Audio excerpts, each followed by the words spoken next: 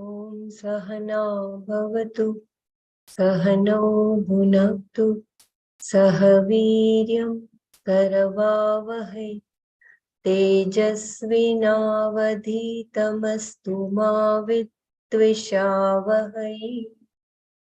Om Shanti Shanti Shantihi. Narayanam Namaskrityam Naram Chaiva Narottamam Devim Saraswatim Vyasam Tato Jayamudiraye. Hari Om, Jai Gurudev. As Nanaji has guided us to repeat the verse 24 and 25, which are very important. So we will just chant and then we will receive the meaning. Sankalpa prabhavan kaman tyaktva sarvan sheshatah मनसैवेन्द्रियग्रामं विनियम्य समन्ततः शनैः शनैरुपरमेत् बुद्ध्याधृतिगृहीतया आत्मसंस्थं मनः कृत्वा न किञ्चिदपि चिन्तयेत्. Please remember this line. Atmasamstham manah kritva. Giving up totally all desires which are born of thought, completely withdrawing the group of sense organs and organs of action by the mind alone, with the intellect endowed with perseverance, may one resolve the mind in Atma, making the mind abide in the self, may one not think of anything else.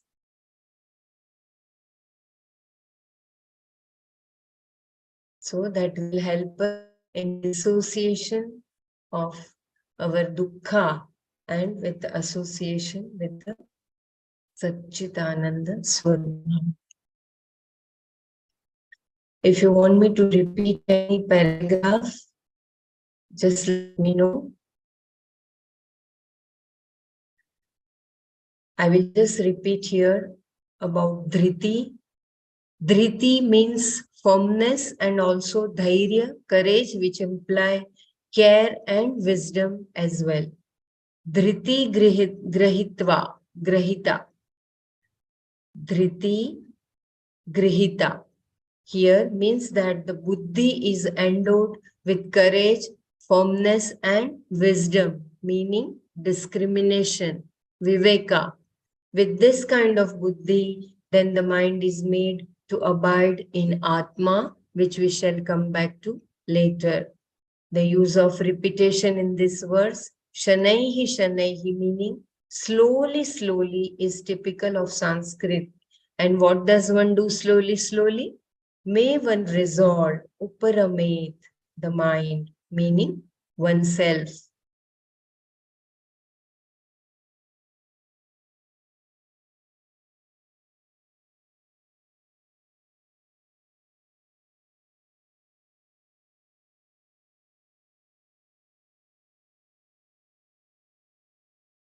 I'm sorry, the screen has gone.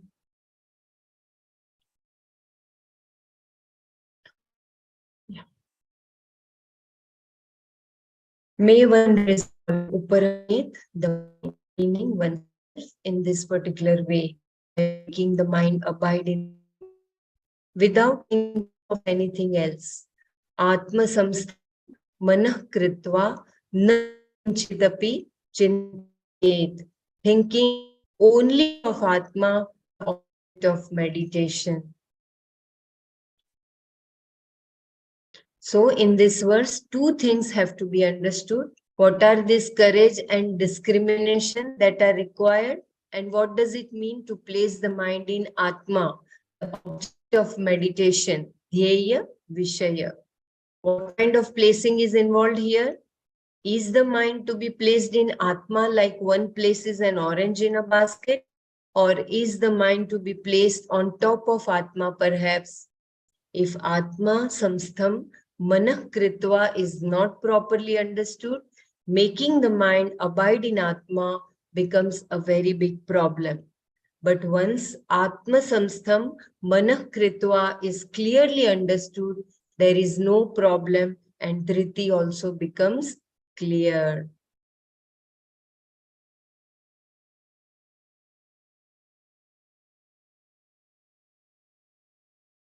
So there is no other, everything is one. Gnan, Gnata, Gnana, Gneya, all three are one Atma alone. If you want me to repeat, kindly let me know. Otherwise,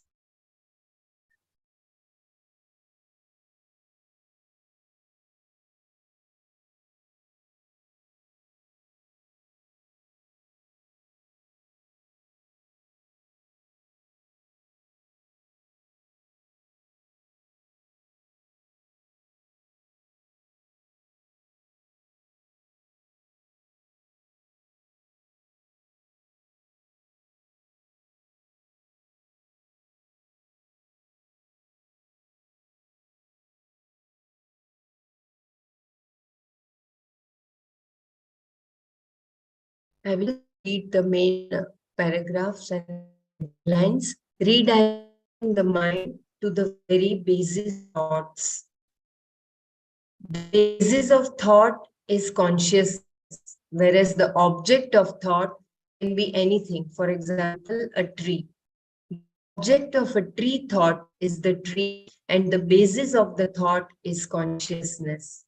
Therefore, the tree thought is not separate from consciousness. The tree is not separate from consciousness, and the knower of the tree thought is not separate from the consciousness. All three being nothing but consciousness, Atma alone. This very appreciation is also a thought. And what does this thought do? It simply destroys the ignorance that the three are separate, and then it resolves by not thinking of anything else, but the oneness of all three, it resolves. Therefore, Krishna says here, may one not think of anything else. Na kinchit api chintayet. In fact, there is nothing else because everything is Atma. The point being made here, of course, is not to move away from the appreciation of Atma as non-separate from everything else. Because if you think of something else, this appreciation will move. One can also appreciate that a certain object is a tree and that he or she is someone who is looking at the tree, which is true. But then the tree, the thought of the tree, and the Atma, the one who looks at the tree, are all one and the same. Turning one's attention to the basis of these three is the appreciation, the contemplation being referred to in this verse. In order not to think of anything else, you require dhriti, wisdom, which is gained by exposing the buddhi to the teaching. Only with the insight gained with the help of the knowledge alone can one practice this contemplation.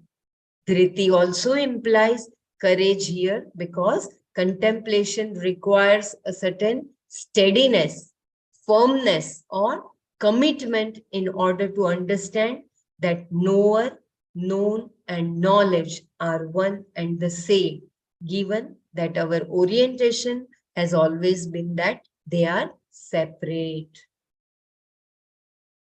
So yesterday Nanaji had beautifully explained how to go from Saguna Brahma to Nirguna Brahma Pasana.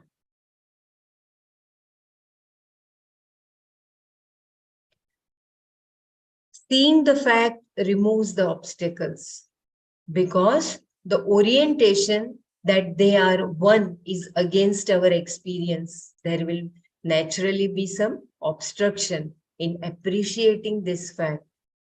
Until it becomes clear, we can assume that there is some obstacle which will be taken care of by seeing the fact. Therefore, we do not worry about the obstacles. We simply keep on attempting to see, for which courage, firmness, and commitment are necessary. To emphasize this point, Shankara defined Shanaihi, Shanaihi, slowly here as Na Sahasa, meaning not immediately. When he said Atma Samstham Manah Kritva, it does not mean that you immediately turn your mind to some object called Atma. Atma is not something you can put the mind into or on. The mind itself is Atma. There is no job to be done here. There is simply an appreciation. Therefore, a certain inner care is involved, wherein a contemplative atmosphere is created. In this atmosphere, recognition takes place for which no will whatsoever is involved. Slowly, during the period of time in which contemplation takes place, you take to Atma. So no effort is required here. You are doing nothing, you want nothing, and you are nothing. And slowly, you will recognize, you will appreciate that fact that everything is one. Dhyana, Dhyata, Dheya. All three are one only. If anyone would like to share, please. No will is required in contemplation.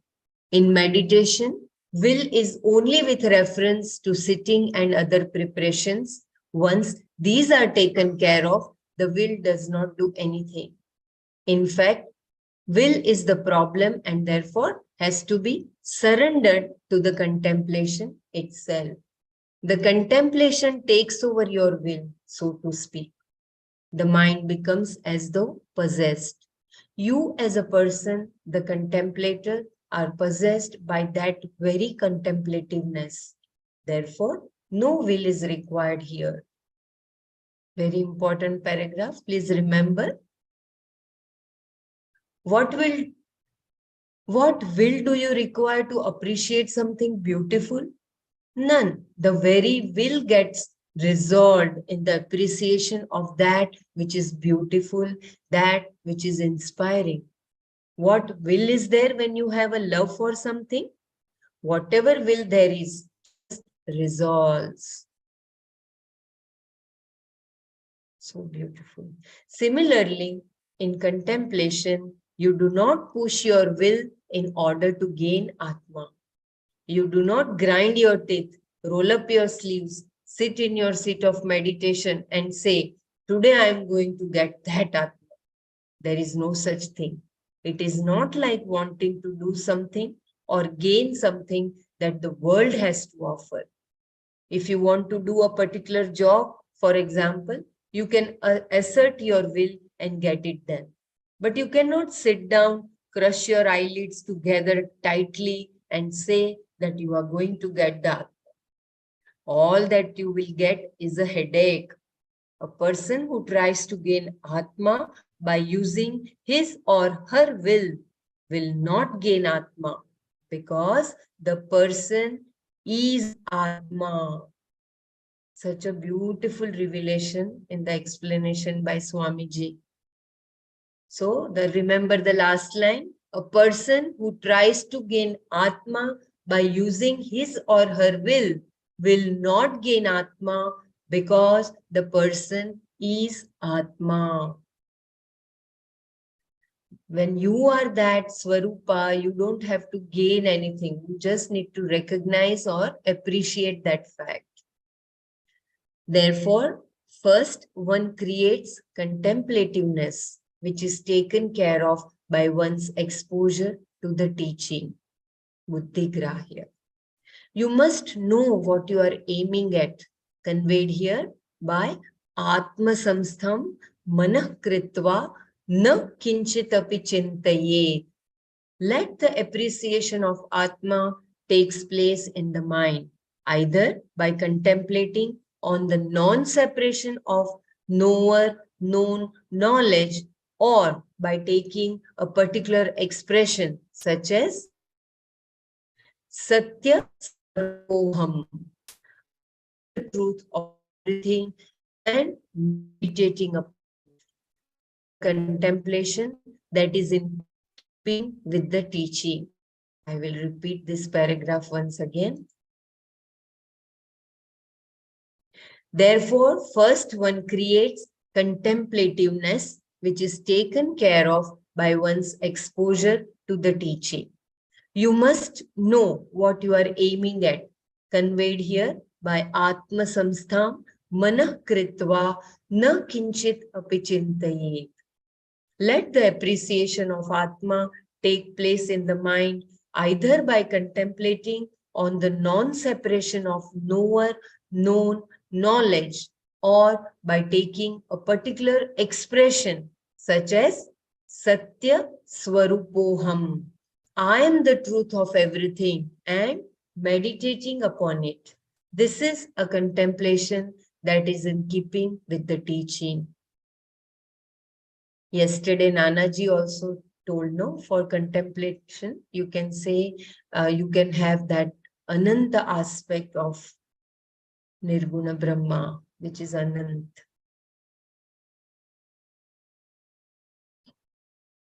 Nothing new, no new knowledge is created here. Rather, your mind is brought to focus on what is already understood again and again. This then is the meaning of the two expressions in this verse, Atma Samstham Manah Kritva Na Kinchit Api Chintayet.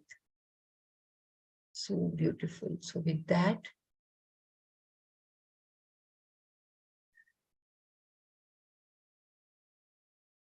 anyone would like to add? We have just completed the revision of what you did for the past 2 days. If anyone would like to share, kindly share. Otherwise, we can go ahead with the new verse. So from the previous verse, please remember Atma Samstham Manah Kritva Na Kinchitapi Chintayet. Yeah, I think going to the cause of causes is what is important here, where they very beautifully explained how consciousness is behind the thought. You're looking at the tree as an object, but without the presence of consciousness, even the thought of the tree will not come. So the tree is also consciousness. So ultimately, everything is consciousness.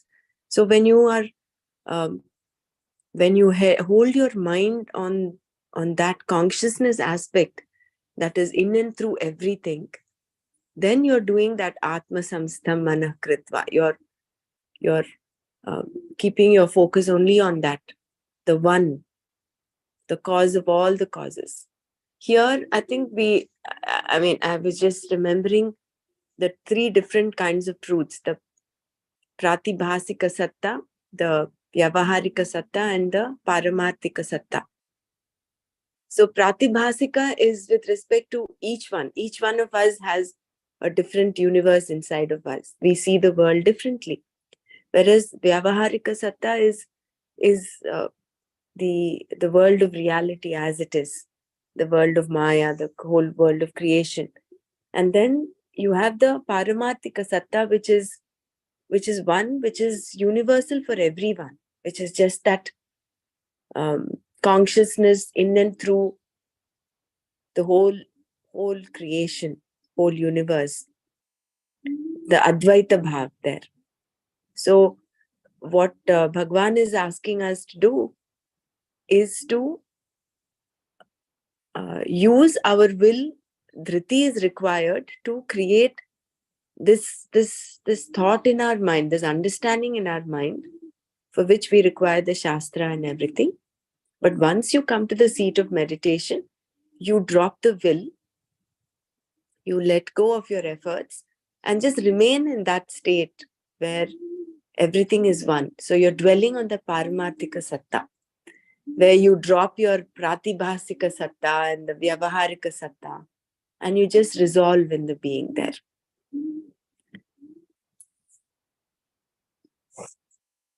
Yeah, so beautifully explained.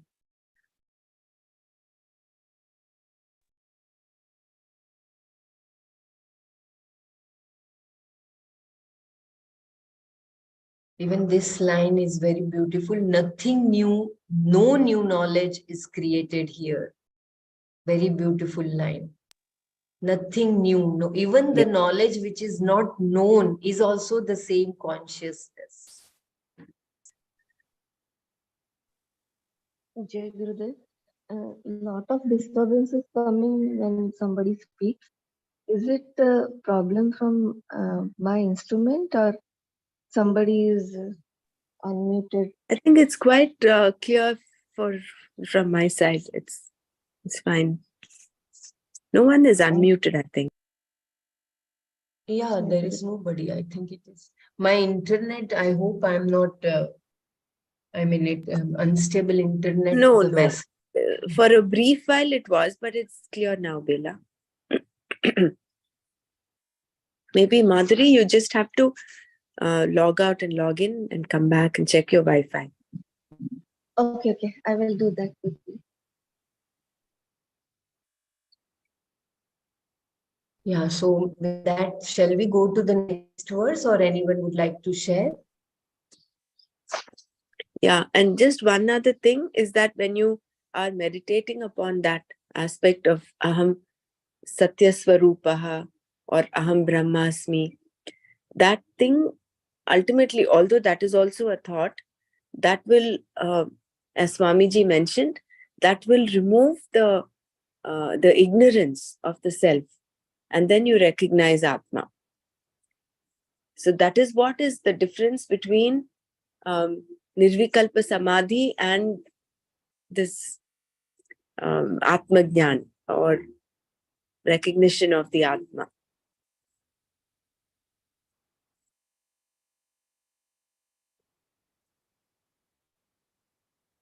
Also you come out. It is also temporary.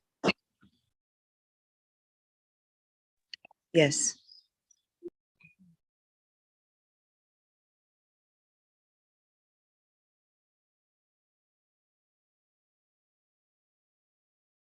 So having said this much, Krishna adds a little more. Yato nischarati manaschanchalamastiram. I will read once again. Yato nischarati manaschanchalamastiram tatastato niyamyatyai atmanyeva vasham nayet. Kindly correct me, Brahmaraji, if there is something wrong. Shall I just chant it once? Yeah, please. Yato nischarati manaschanchalamastiram tatastato niyamyaitat atmanyeva vasham nayet. Yeah, so beautiful. Chanchalam, always in a state of flux. Asthiram, unsteady.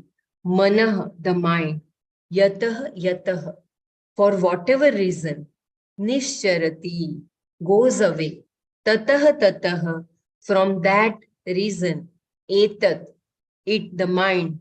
Niyamya, niyamya, bringing back atmani with reference to the self, eva, alone, vasham, into one's own hands, nayet, may one bring, chanchalam, asthiram, manah, yatah yatah nischarati, tatah tatah etat, niyamya, atmani, eva, vasham, nayet.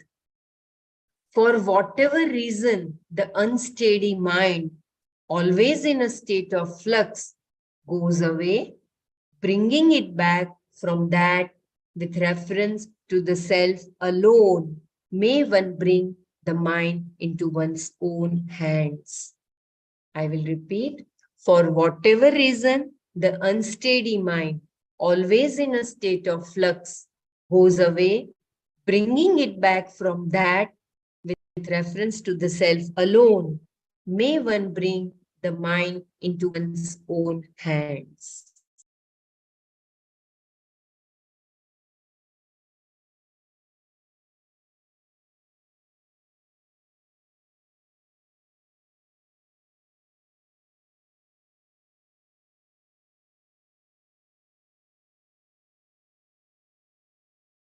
Because it is the mind that is to be placed in Atma, and it is the mind that has to contemplate upon Atma. And also it is the mind, Manas, that goes away, Nischarati. For the mind, Krishna uses two words, Chanchala and Asthira. Chanchala means that the mind is always in a state of flux. This is, in fact, the nature of the mind. This is how the mind is made, and it is good that it is made so. Otherwise, you would become stuck in one thought. And the mind being chanchala, it is also asthira, meaning that it is not at all steady. Always being in a state of flux, the mind is not steady, not firm.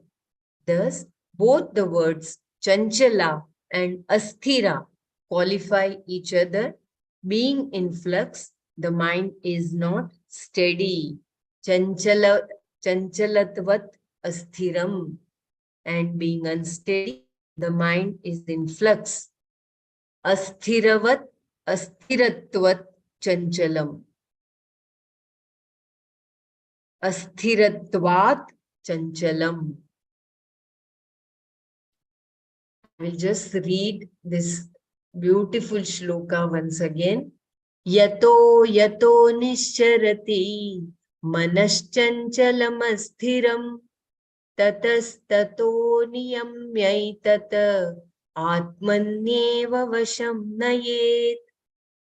For whatever reason, the unsteady mind, always in a state of flux, goes away, bringing it back from that with reference to the self alone. May one bring the mind into one's own hands.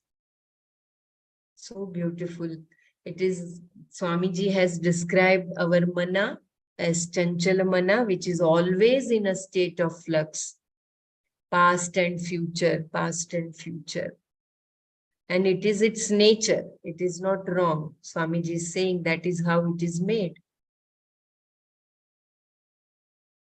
So bringing that chanchala asthira mind again and again back to the source.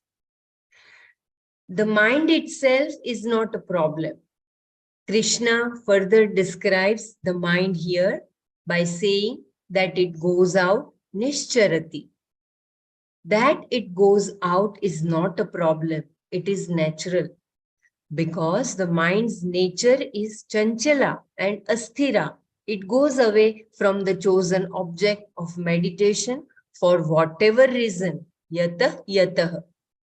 You hear something, the sound of a bird perhaps, and you go along with the sound. You recognize it as the wobble of a particular bird, and then you try to identify the kind of bird and so on. Or someone says something and off the mind goes. You do not even need the outside world for the mind to go away. There is a whole world right in your head. Is this not why we have gathered so many lifetime experiences? So that we can sit back and enjoy thinking about them? Even from inside then, all the birds wobble. All the people you have ever known do this and that. Therefore, we have enough reasons for the mind to behave as it does. For whatever reason, the mind goes away from the object of meditation, and from that reason, from that situation, disciplining it, niyamya, you bring it back. Here, Shankara gives an excellent piece of advice on how to do this. You do not try to pull it back. Rather, you look at the very object to which the mind went. Let that itself be your object of attention for the time being. And what do you find? Does it exist independent of consciousness, Atma? Does it continue to exist if you question it in this way? No, you find that it becomes mithya and you get back to satya, the truth of it, which is yourself. The entire Veda talks about the subject, object, action, instruments of action, and so on. The entire Veda talks about the subject, object, action, instruments of action, and so on. And then in the last chapter, it says that all that was said so far is not true, that it is all mithya. By looking into the very thought that took you away, the very object that took you away from the object of meditation, the thought itself, along with its object, is converted into mithya simply by saying the truth of it. Therefore, Krishna says that one should bring the mind back into one's own hands. Vasham nayet. As it moves away from you, may you bring it back to the object of meditation, meaning may you return to the contemplation of Atma. No force is used here. You just look at whatever took your mind away, thereby converting the object of distraction into the object of meditation. In other words, your attention is returned. In other words, your attention is turned from the distraction to the very vastu itself, to consciousness. Therefore, you have no problem. What object is going to distract you? By the strength of this practice of meditation, dhyana yoga, the mind resolves in Atma. There is no question of distraction or false identity for the person.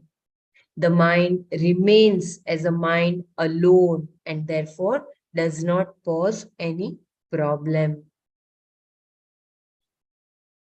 I will just repeat because it is very important. If you want me to repeat any particular line, please tell me. Yeah, because here Shankara says, you need not worry about the object. You go to the object only. We think, oh, no, I should not think of that object. You think of that object and think that object as mithya. Convert that into Atma again. That is the formula there, He gives in that in one word, one sentence. You go down, you can see that.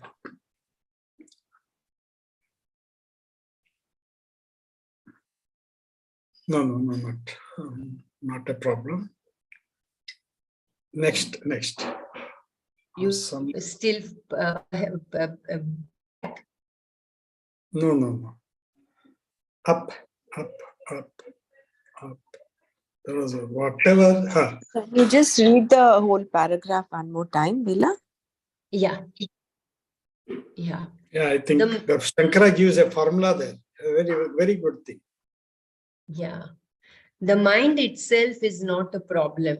Krishna further describes the mind here by saying that it goes out.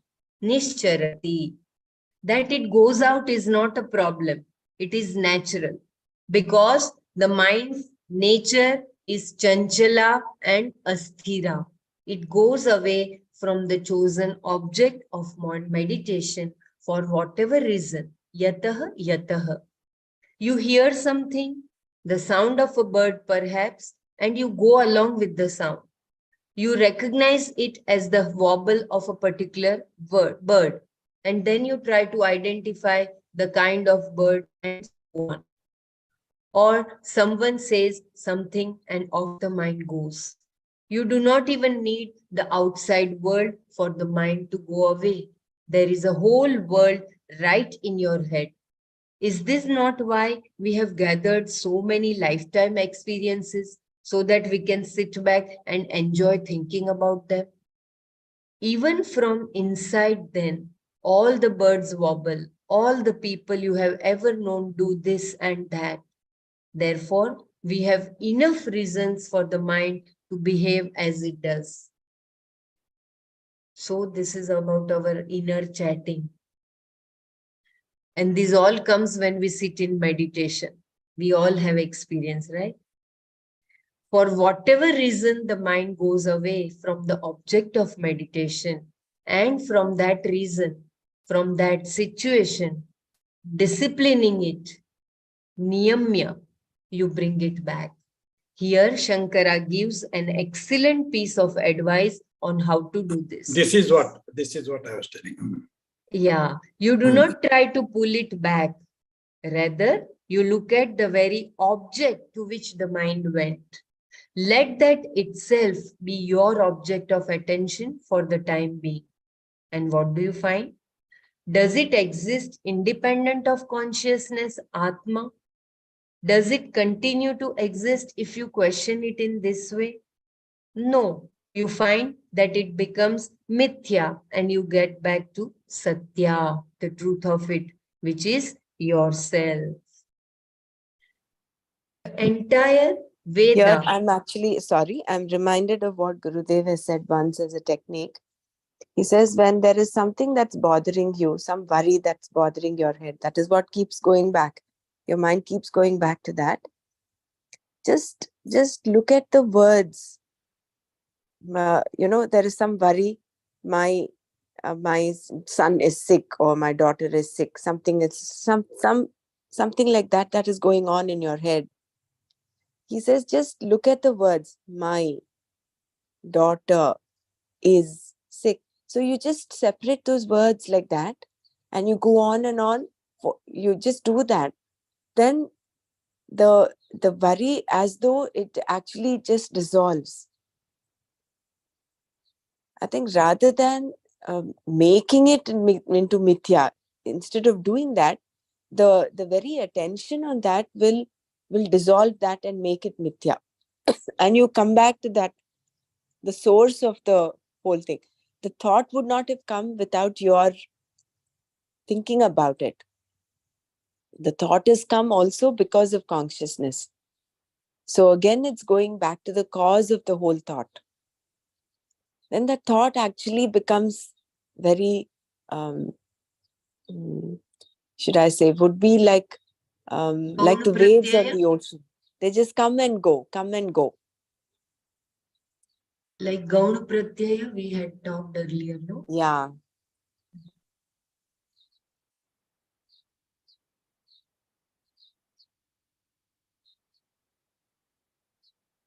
Like the mirage on the thing, like the snake that we superimpose on the rope.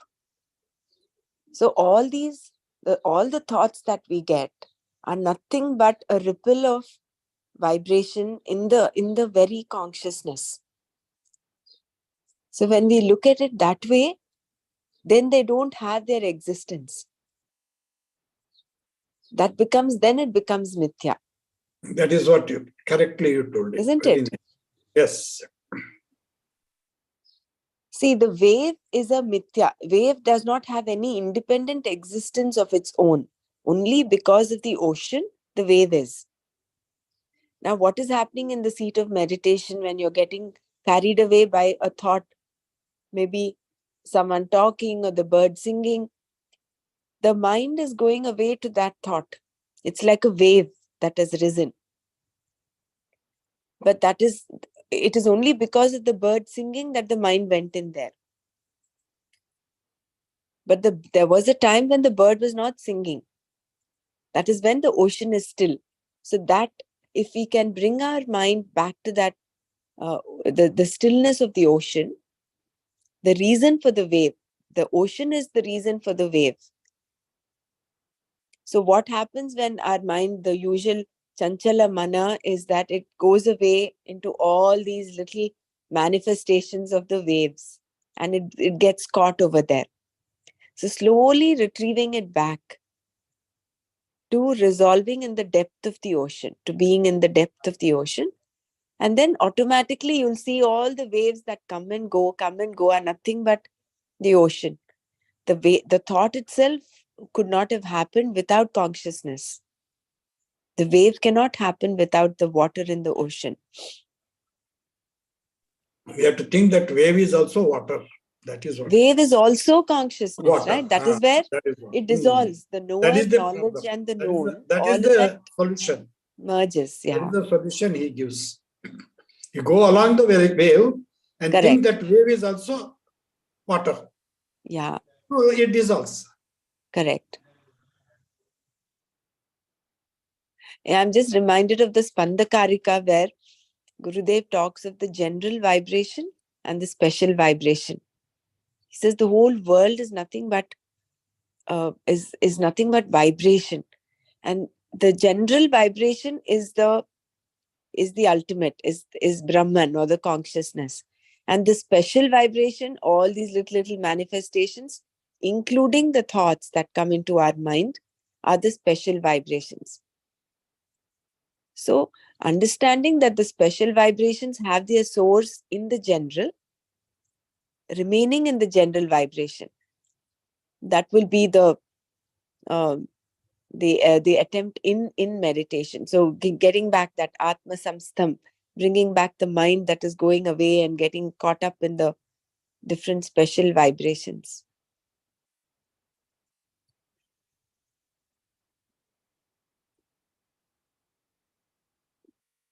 Yeah. That's so beautiful explanation. The entire Veda talks about the subject, object, action, instruments of action, and so on. And then in the last chapter, it says that all that was said so far is not true, that it is all mithya.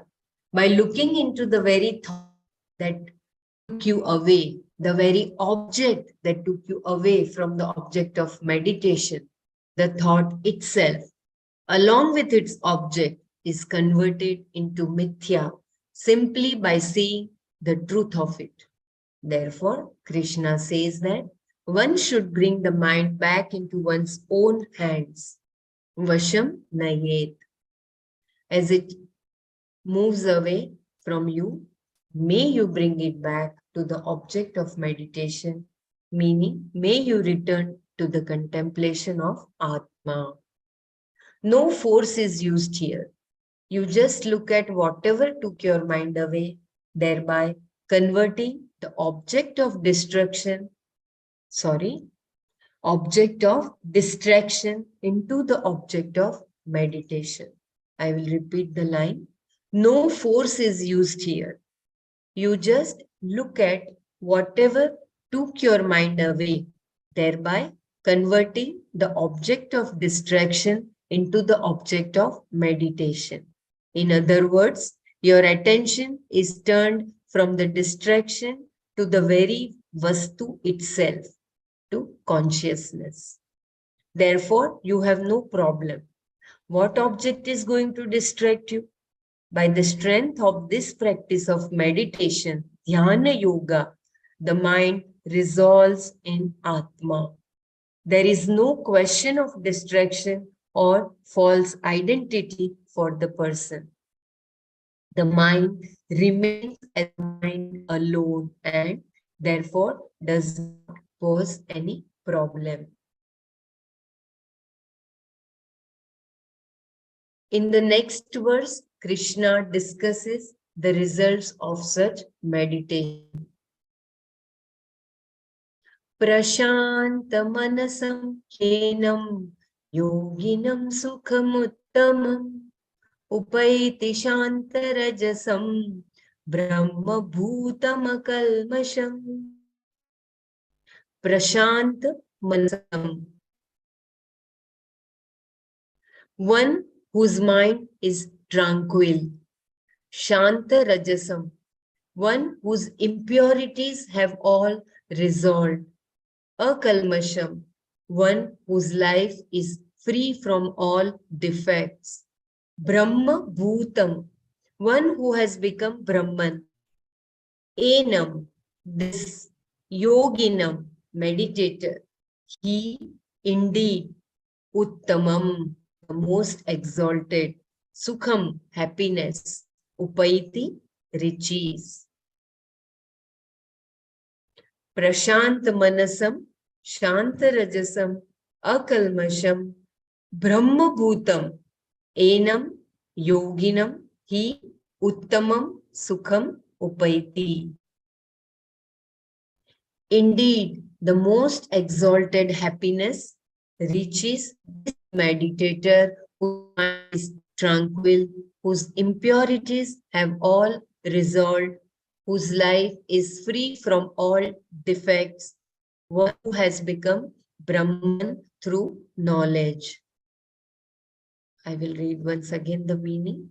Indeed, the most exalted happiness reaches this meditator whose mind is tranquil, whose impurities have all resolved, whose life is free from all defects, who has become Brahman through knowledge. Here Krishna says that the most exalted happiness, Uttama Sukha, reaches the person as a result of contemplation. This Sukha is such that it cannot be compared with any happiness or joy that we know. It is a fullness, Purnatva, that is the very Swarupa of Atma. This is such a beautiful line. I will read once again. Here Krishna says that the most exalted happiness, Uttama Sukha, reaches the person as a result of contemplation. This Sukha is such that it cannot be compared with any happiness or joy that we know. It is a fullness, Purnatva, that is the very Swarupa of Atma.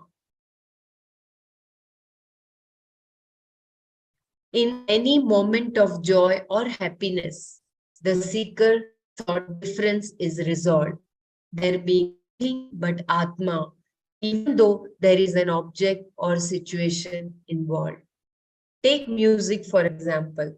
The music is there, the person enjoying the music is there, and the appreciation of the music in the form of thoughts, vrittis, is also there.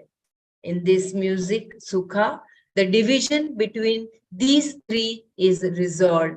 The differences between knower, knowledge, and known experientially coalesce into one whole experience called Sukha.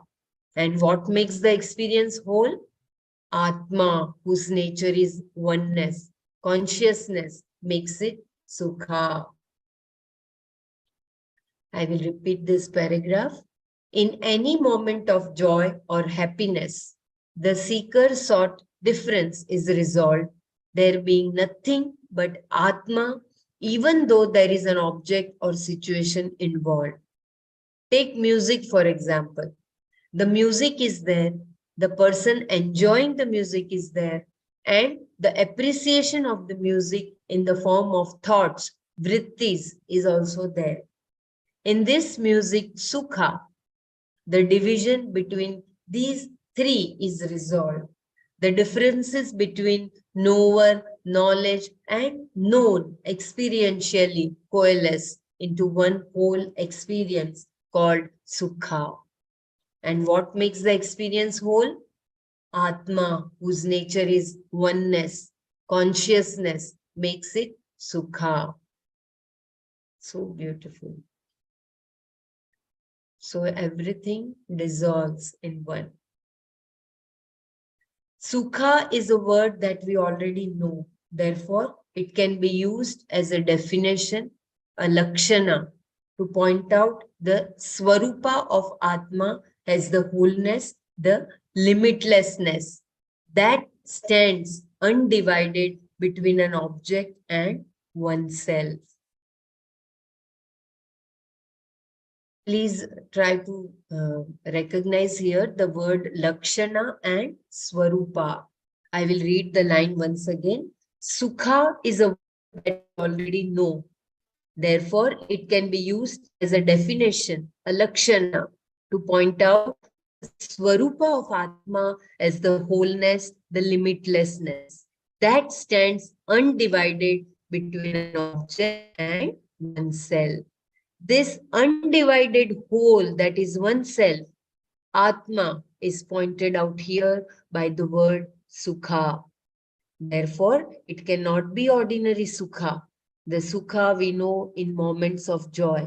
It is not comparable to anything we know because it is Atyantika Sukha, absolute Sukha, Uttama or ultimate Sukha, a Sukha that is the very nature of Atma, Swarupa Sukha.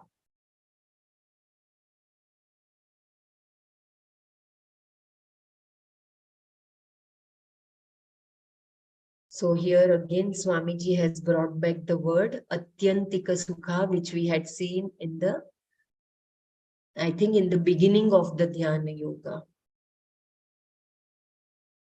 I will repeat once again. Sukha is a word that we already know. Therefore, it can be used as a definition, a lakshana, to point out the swarupa of Atma as the wholeness, the limitlessness that stands undivided between an object and oneself. This undivided whole that is oneself, Atma, is pointed out here by the word Sukha. Therefore, it cannot be ordinary Sukha, the Sukha we know in moments of joy. It is not comparable to anything we know because it is Atyantika Sukha. Atyantika. Brahmaraji, it is Atyantika Sukha, right? Absolute Sukha. Uttama or ultimate Sukha. A Sukha that is the very nature of Atma, Swarupa Sukha. Atyantika Sukha.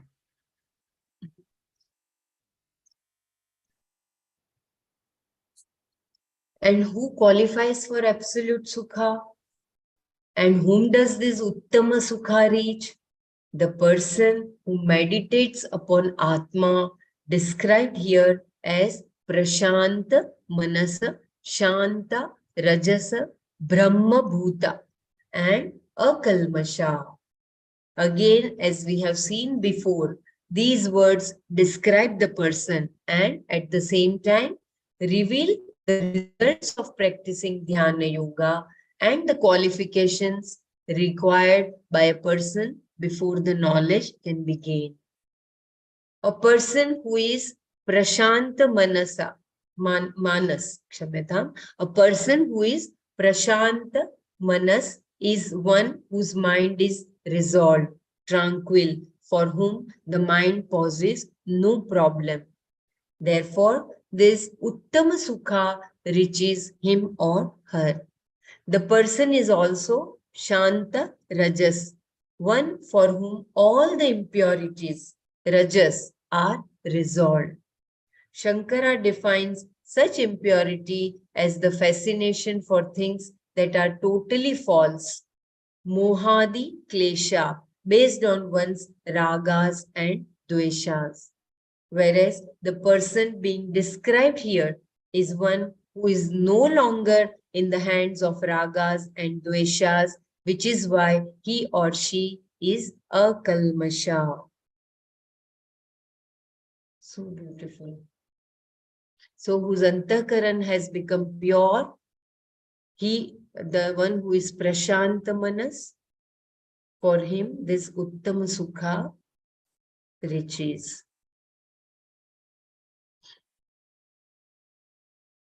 Who is prashantama? Please remember these three qualities.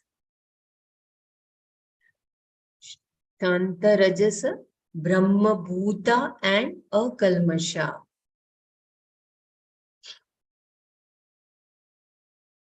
Kalmasha means a defect in terms of adharma, papa. Therefore, one whose pursuits in life are not improper is referred to as a kalmasha. Such a person can become Brahma Bhuta, one who has the nishchaya, the definite knowledge that Brahman is everything. Idam sarvam brahmaiva.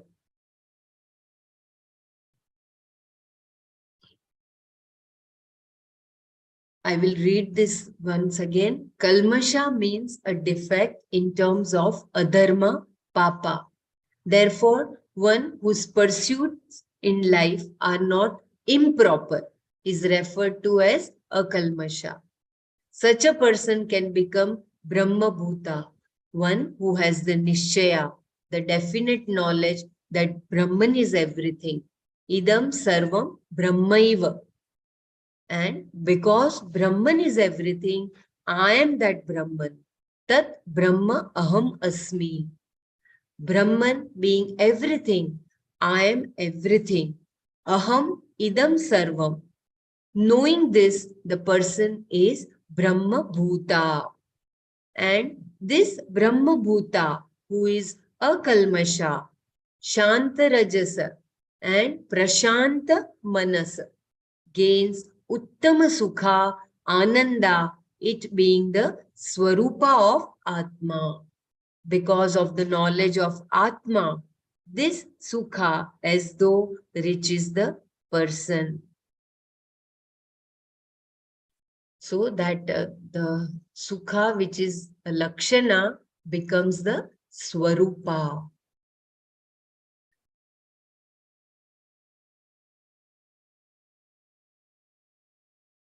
Does Sukha reach the person or does the person gain Sukha? In this particular verse, Uttama Sukha is the subject of the sentence and the person it reaches is the object. Generally, we think of Uttama Sukha, Ananda, as something that must be gained. But here it is said that it reaches you, which is a different thing altogether. You become the object and Ananda becomes the subject, the agent of the action of reaching. Thus, the question may arise, does Ananda reach me or do I reach Ananda? So here, there is a next verse. Should I go ahead or we can have Manana Brahmaraji? I think we'll have Manana, no? Maybe can you just repeat the last paragraph one more time? Yes. Should I repeat from Kalmasha? I will repeat from Kalmasha. Yeah. Kalmasha means a defect in terms of adharma, papa. Therefore, one whose pursuit in life are not improper is referred to as a kalmasha. Such a person can become Brahma Bhuta, one who has the nishchaya, the definite knowledge that Brahman is everything. Idam sarvam Brahma aiva, Brahmaiva. Idam sarvam Brahmaiva. And because Brahman is everything, I am that Brahman, tat Brahma aham asmi. Brahman being everything, I am everything, aham idam sarvam. Knowing this, the person is Brahma Bhuta. And this Brahma Bhuta, who is akalmasha, Shanta Rajasa, and Prashanta Manasa, gains Uttama Sukha, Ananda, it being the Swarupa of Atma.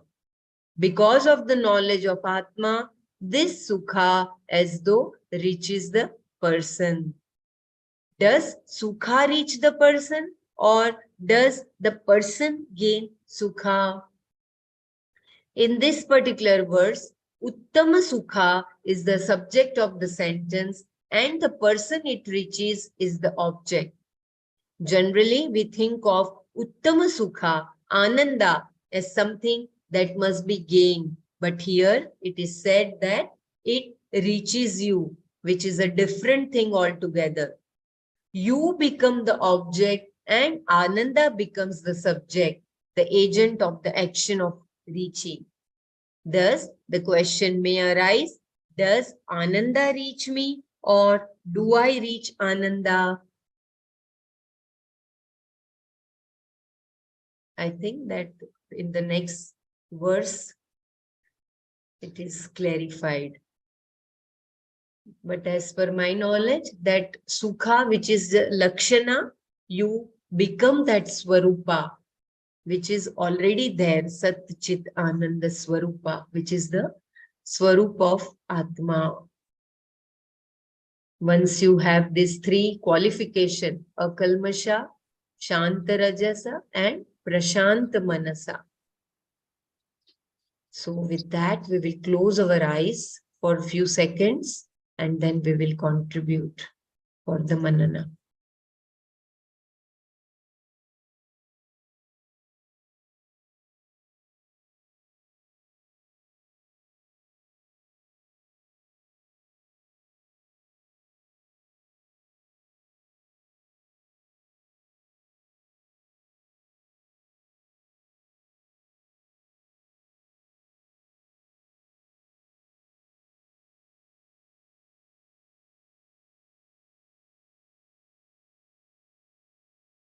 Gurudev, I will just shloka once again.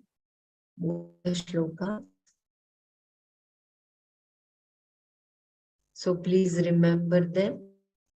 Yato yato nisharati manaschancam stiram tatastato niyamyaitat atmaneva vasham nait. For whatever reason, the unsteady mind, always in a state of flux, goes away, bringing it back from that with reference to the self alone. May one bring the mind into one's own hands.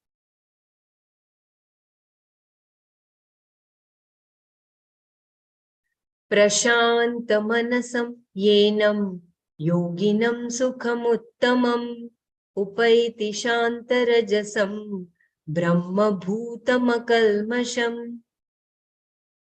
Indeed, the most exalted happiness reaches this meditator whose mind is tranquil, whose impurities have all resolved, whose life is free from all defects, who has become Brahman through knowledge.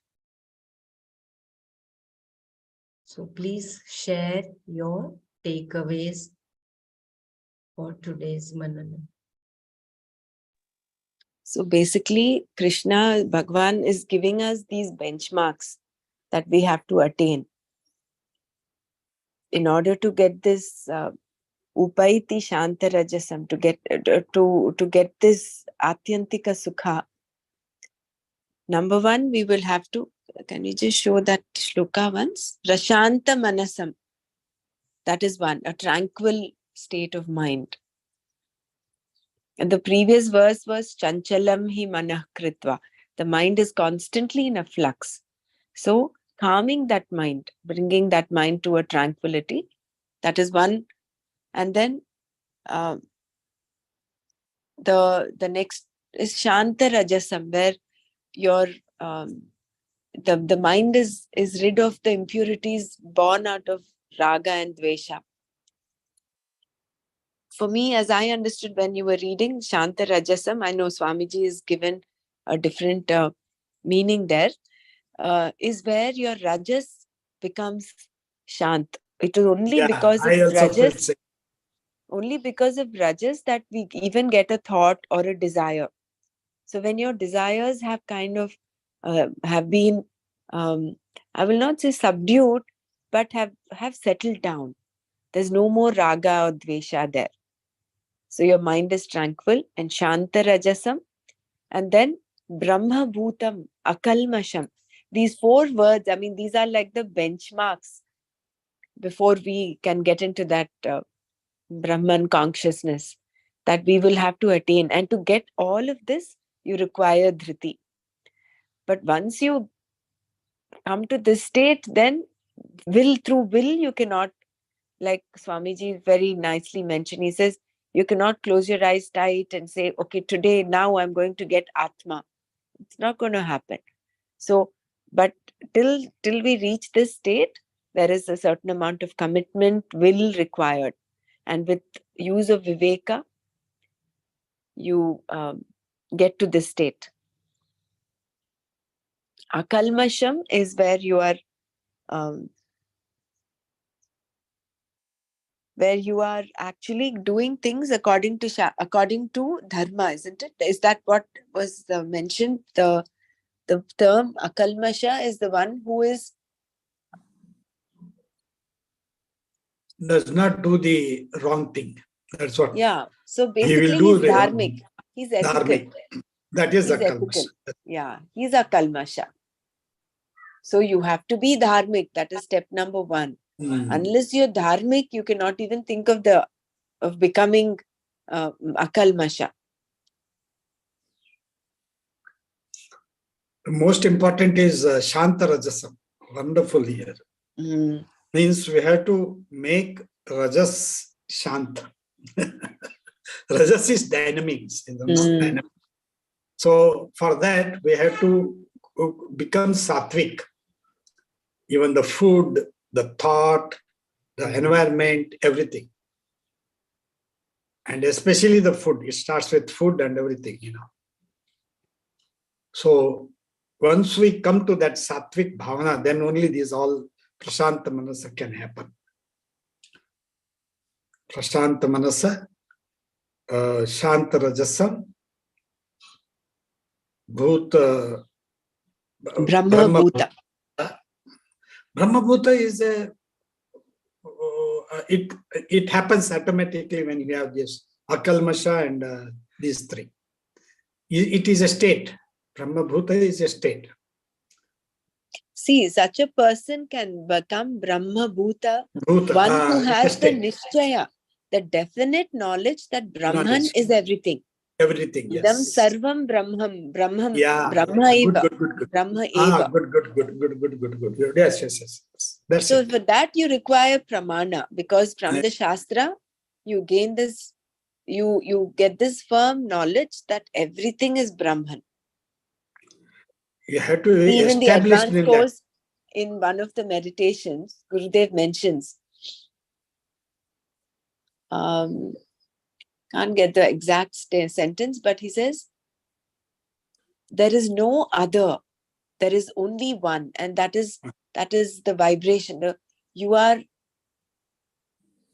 everything. I'm not able to get the exact sentence, but this is the Brahma Bhuta aspect is what Gurudev brought in that guided meditation that he did in that Percy G shared in one of the meditations. There is only one. There is no other. So when you are firm in that knowledge, then you can abide in that Brahman knowledge, that idam sarvam Brahma eva. And because Brahman is everything, I am that Brahman. And then it automatically, logically follows that if Brahman is everything, you are part of that everything. So you are Brahman. So that Brahma aham asmi. Knowing this, the person is Brahma Bhuta. So as you said, these And are the benchmark. these are the ingredients, so to say, in this recipe of Atmajnana. To become a Nishta, Jnana Nishta, these are the recipes we all have to collect, the ingredients. I mean, the recipe is there, the ingredients. 1, 2, 3, 4. You bring all of them together, and then you get the wonderful dish called Atmajnana or Brahmanishta. See, Brahma Bhuta is different from Brahmanishta, I think, right? Brahmanishta is a jnani who is established in the knowledge, recognition of Brahman. This Brahma Bhuta is you have this firm conviction that everything is Brahman. Meaning same, actually, approximate. Yeah. It is happening. Correct. Maybe there's no difference between that. Happening. We are established, and that is happening. Brahma Bhuta means you are. That's it.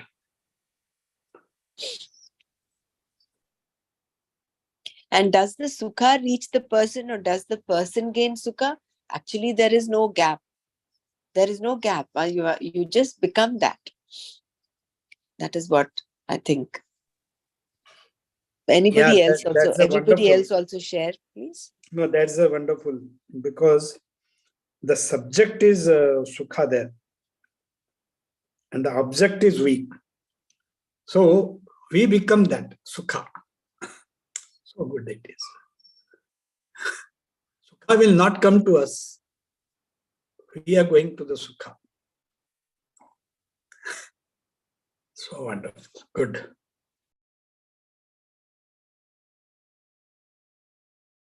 Just a twist in that skill, Guruji says, no? Just a skill is needed. That is this. Sukha is there. We have to go there. It doesn't come to us, but we have to go there.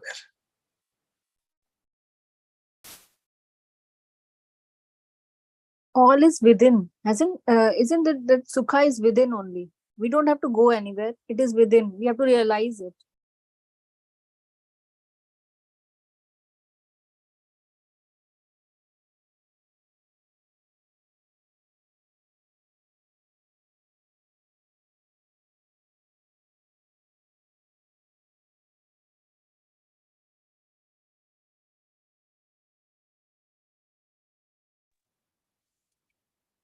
Which is true. It is like that vivichya tandulam yatha. The grain is there, only that you have to remove the husks of pad that are covering it. It is there. You are that sukha swarupa. Yesterday, Nanaji also told this, yato yato nischarati. He has told that.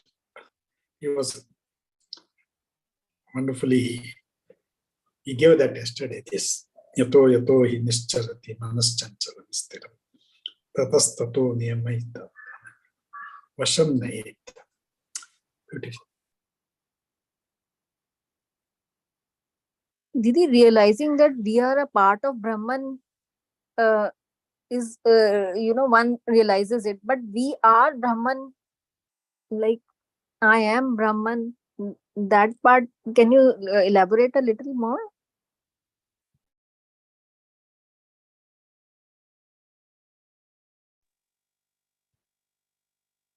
See, when everything is Brahman, you are Brahman. You're not part of Brahman. There is no part over there, no? There is only one. It is like in your dream.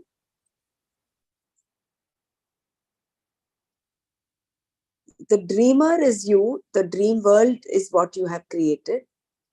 And the whole experience of dreaming is you. So there is no other over there, isn't it? Yes, Similarly, when everything is Brahman,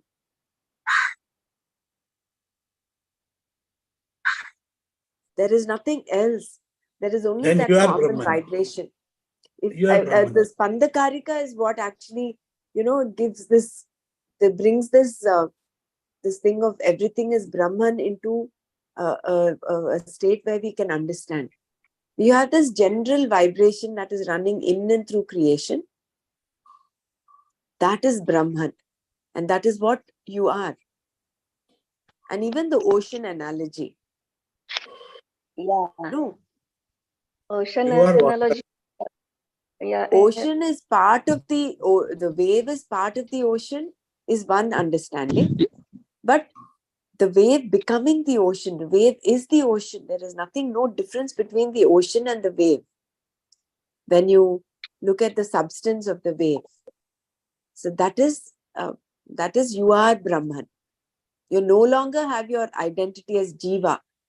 You become that Jiva and Paramatma Aikyata happens. Ocean is water, wave is water. So Can you I are add water. some? Yeah, please Can go I- ahead. Go ahead. I think this expansion, no, see the identity, that small identity of Jiva, like a droplet of water in the ocean. That separation, or I am part of it, is okay. But from there, the journey starts when the expansion happens, and then that feeling comes that I am only the Brahman. So this transition becomes easy when we take bigger challenges which are beyond our capacity or beyond our limits, limited identity, limited mind, limited understanding. When we surrender to the Paramatma and take something bigger responsibility, and you just become the instrument in the hand of the ultimate. And then when it starts happening, then you feel that expansion. Oh, I was not the doer. It just happened through me. Intuitively, I took that step and the things are happening through me. So this kind of expansion will take us from I am part of Brahman to the I am Brahman. Jai Guru. Thank you. Thank you, Didi. Thank you, everyone.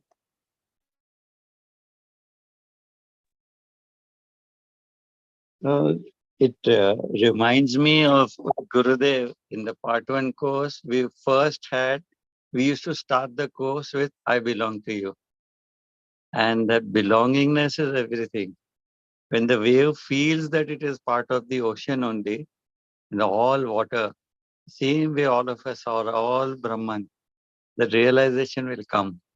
What a phenomenal statement Gurudev had given us to start the course with, I belong to you. Everyone is one. All are one. All is one Brahman. We are all part of it. Right? The wave can never be separate from the ocean.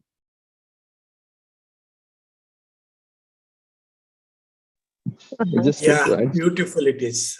When you start with that, you are wary about it, means how to say. But once you complete the course, you belong to it. So good it is. Wonderful. Am I audible? Yes.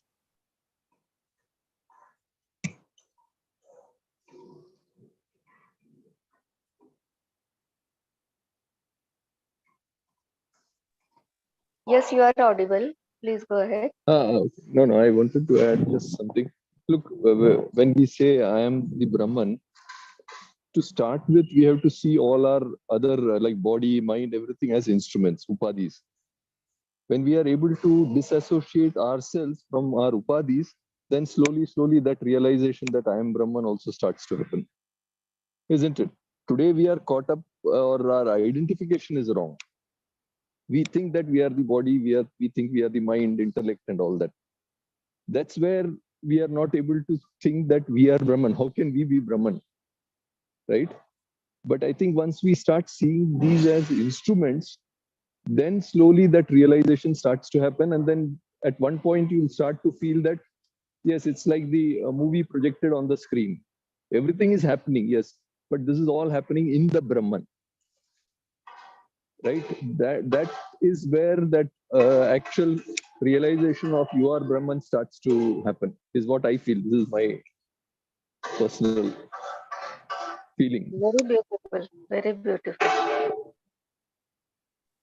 Upadhis is to be identified and keep on surrendering. Yeah, that is the first step where we should be able to see that our body, our mind, everything are instruments. Then that disassociation or disidentification with these start to happen. Then the real identification happens. Then the real identity of ours, which is Brahman, starts to manifest. But that's the main part, I think, because we can't, as normal human beings, we can't disidentify with the body, mind, and all the other upadhis. We think we are that, right? I have a headache, I say. So that is where that thing we have to start to. My body has a headache. That's an instrument that might have. I don't have.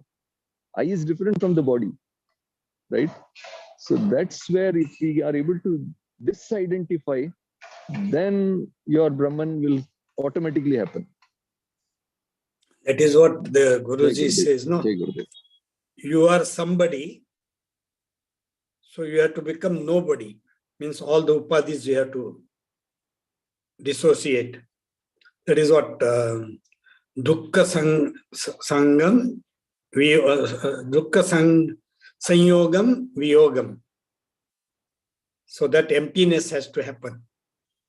So we have to detach with the dukkha sangha, sanyam, dukkha sanyoga. That is what we have to empty ourselves. For somebody, we have to become nobody, then you are everybody. That 3 steps that reflects it.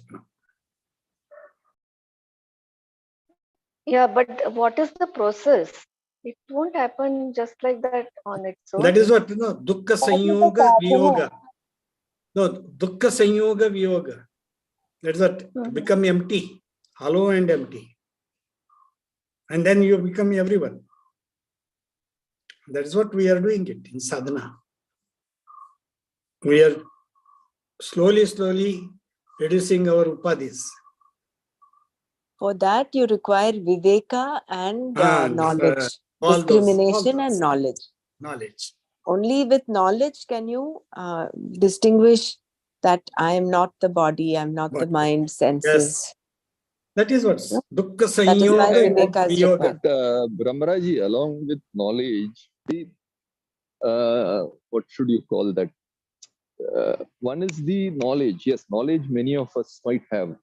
But going one step beyond that is where you transcend the intellect. It's not intellectual knowledge anymore, experiential knowledge.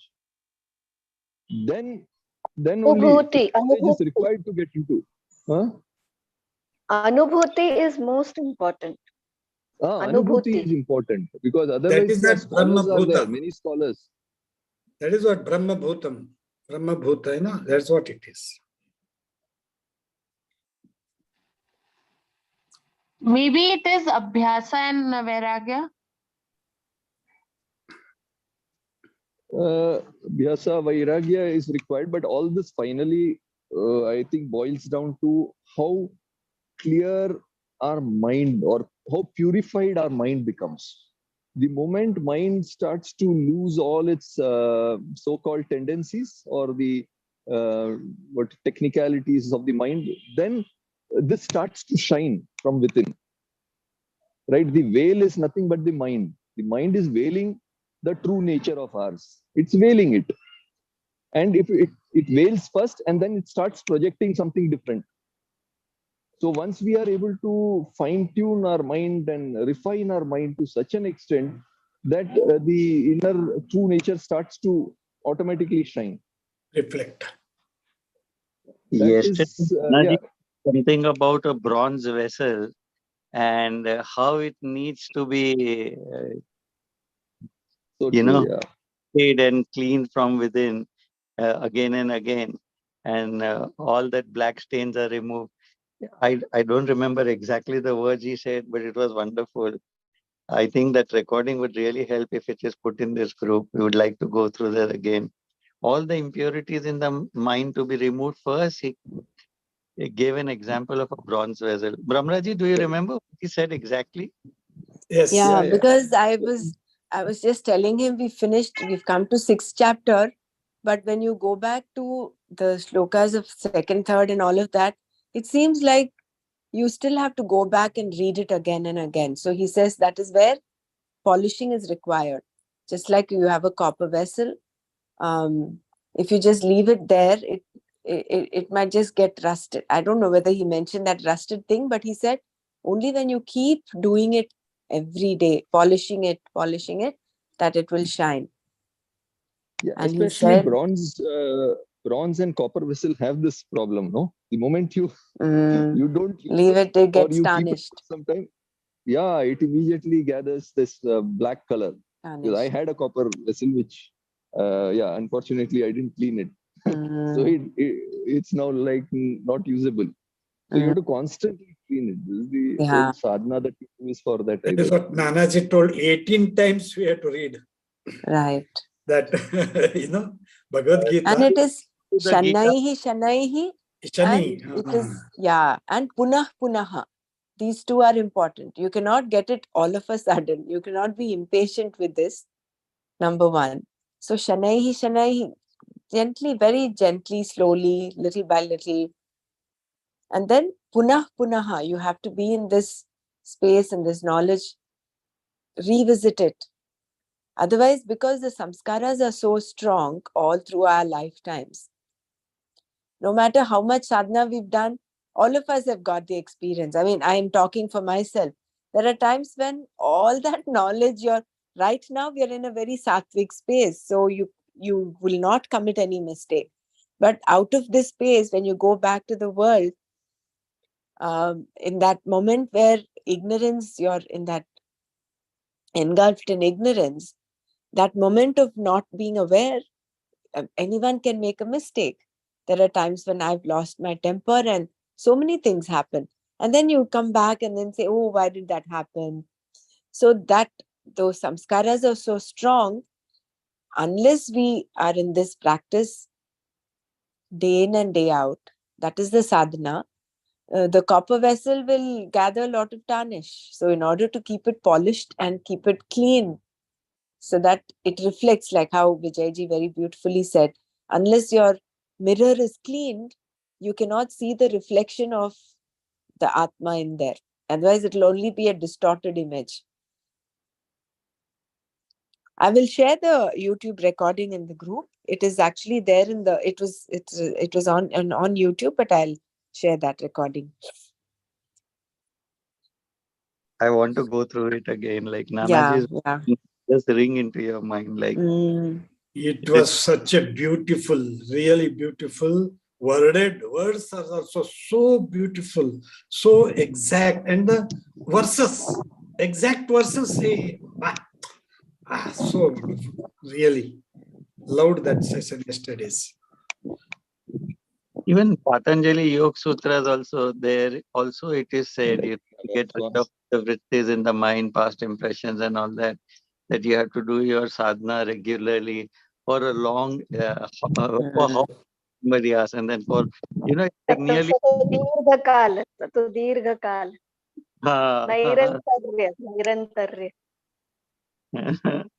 and that purification. And one more thing.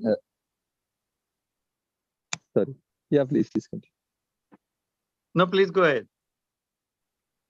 No, I was saying what Nanaji said yesterday reminded me of Swami Chinmayanandaji's one quote. He says, it doesn't matter how many times you have gone through Gita. Has Gita gone through you? So there's subtle difference, right? You can go through Gita many times, but correct. Unless Gita goes through you,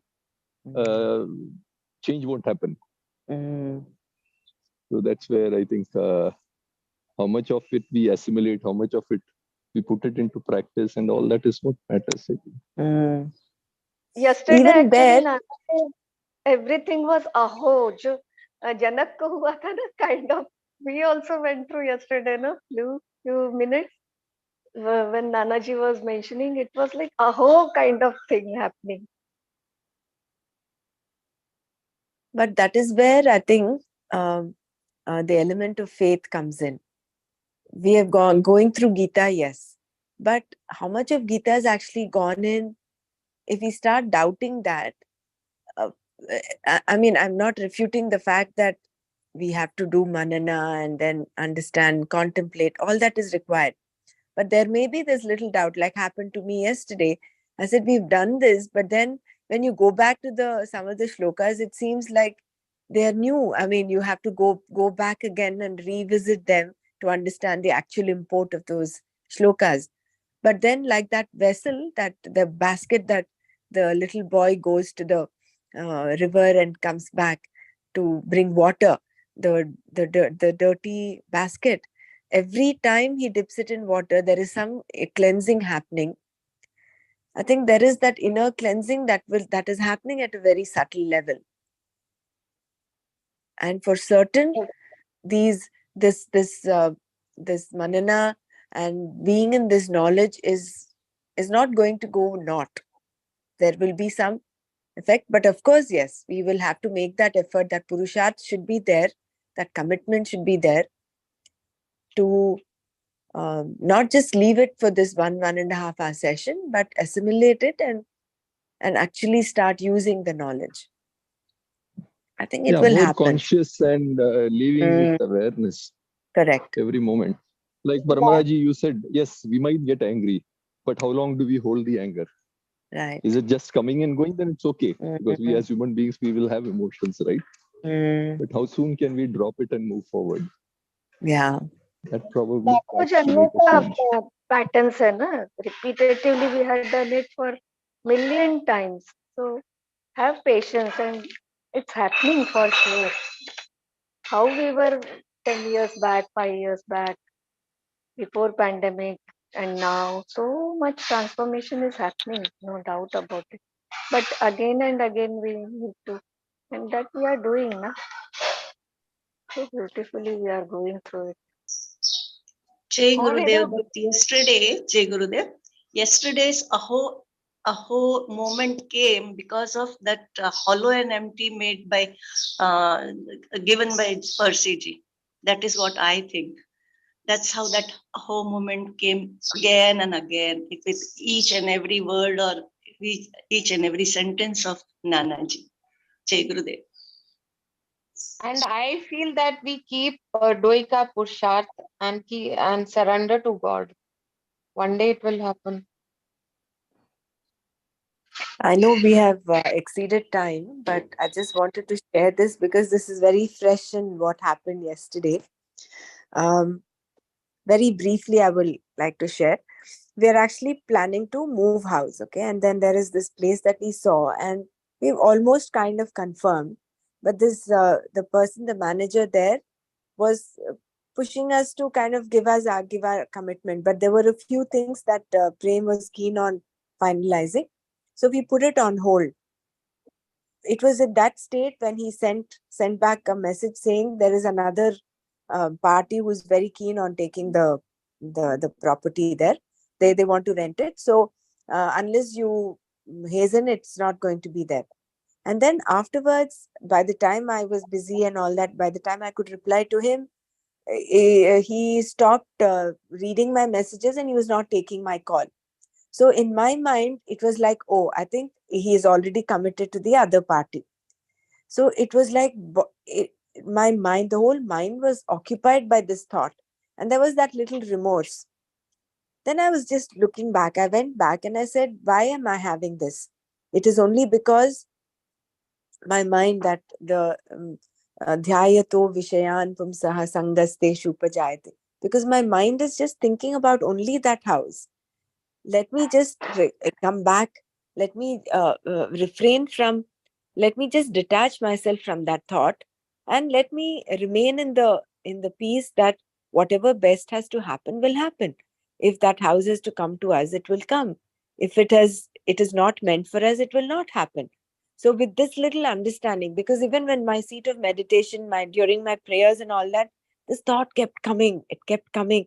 And I was just wondering, it was like a wonder how the mind can really, one thought can occupy the whole upper story of your mind. But then I said, no, I'm not going to let this disturb my peace. Let it be. I'm just going to surrender. whatever is going to happen will happen. We have a house right now to stay. It is not, we are not out on the roads. I'm happy where I am. And with this understanding, I let the mind settle down. And I did my Purusharth in the morning before, once it was office time, I called this person again. And then he replied back. He said, you call me. He didn't take the call. He said, call me back. I'll take your call. So when I called, it just so happened that the house was still there. And he said, I connected Prem. And then finally, long story short, we are going tomorrow to give our, whatever little changes, corrections done need to be done. And we're going to be signing the contract there. So what happened was, the reason I wanted to share this was how my mind was completely blown away by that remorse and that thought that the house is not going to be there. And how that little, I think what really helped was the faith and that surrender. Let that wave of that remorse thought come down, settle down. And ultimately what had to happen happened. So I know it is a small little thing, but it was very intense yesterday, and I thought I should share it with all of us here. How even in the seat of meditation, how one thought can just take you away, and how being in that Atma Samstam Manah Kritva, that Brahma Bhuta, all that, it requires that little bit of, you take that little effort and then drop it. Yeah. Dukkha Sanyoga Viyoga. Yeah.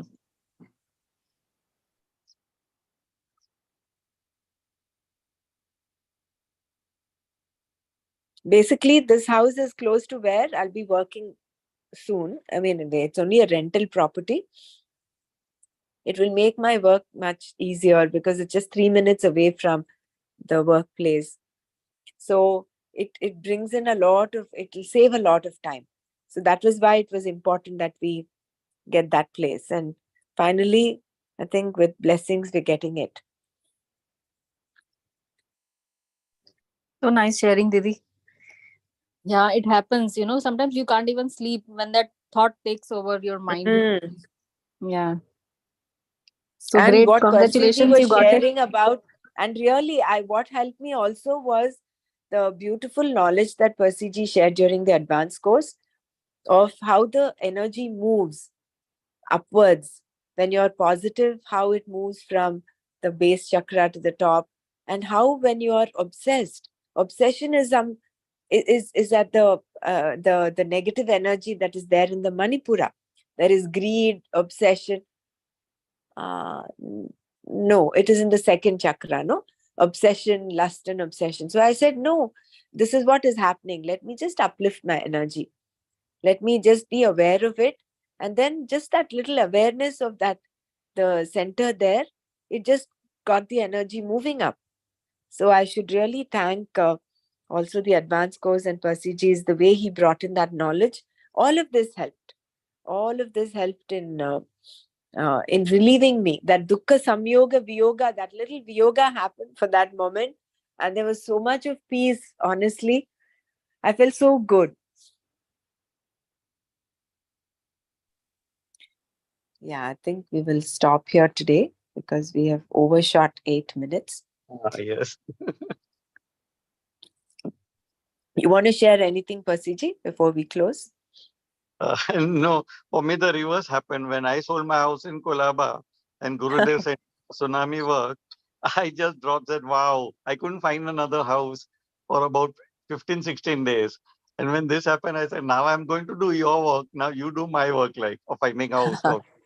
And after a week, 11 days, when I came back, I got a beautiful penthouse. Like, Right. so for me, I just dropped total surrenderment. Like, गुरुजी का काम करने चले गए तो वो तो मेरा काम से 1000 गुना अच्छा करेगा. Yeah, that is true. Okay, we'll call it a day today. Yeah, we'll call it a day. Om Loka Samasta Sukhino Bhavantu Om Shanti Shanti Shanti. Om Tat Sat. Shri Krishna Arpanamastu. Jai Gurudev.